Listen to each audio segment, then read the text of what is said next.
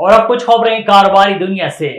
Naan wireless کی سمیں آج سے مرحلہ وار بند کی جائیں گی۔ فیڈرل بورڈ آف ریونیو کے پاکستان ٹیلی کمیونیکیشن اتھارٹی اور ٹیلی کام کمپنیوں کے ساتھ مذاکرات میں اہم پیش رفت سامنے آئی۔ پی ٹی اے اور ٹیلی کام کمپنیوں میں روزانہ 5000 نان وائرلیس کی سمز بند کرنے پر اتفاق ہو گیا۔ گزشتہ روز انکم ٹیکس جنرل آرڈر کے نفاذ کے لیے ایف بی آر کی پی ٹی اے اور ٹیلی کام آپریٹرز کے ساتھ ملاقات ہوئی ہے۔ وزیر اعلیٰ پنجاب روٹی قیمت ریلیف پروگرام میں ایک اور بڑا فیصلہ سامنے آ گیا۔ روٹی 16 روپے کے بجائے 15 روپے کی ملے گی۔ ضلع انتظامیہ اور نان بائی ایسوسی ایشن کے مذاکرات کامیاب ہو گئے، جس میں روٹی کی نئی قیمت کے فوری اطلاق پر اتفاق ہو گیا۔ گندم کی فراوانی اور آٹے کی کم ہوتی قیمت کے پیش نظر فیصلہ کیا گیا۔ ترجمان ضلع انتظامیہ نان بائی ایسوسی ایشن کی روٹی کی نئی قیمتوں تمام تنور پر واضح جگہ آویزاں کرنے پر بھی اتفاق ہوا ہے۔ کابینہ کمیٹی برائے نجکاری نے زرعی ترقیاتی بینک اور یوٹیلٹی سٹورز کارپوریشن سمیت مزید 24 ادارے نجکاری پروگرام میں شامل کرنے کی منظوری دے دی۔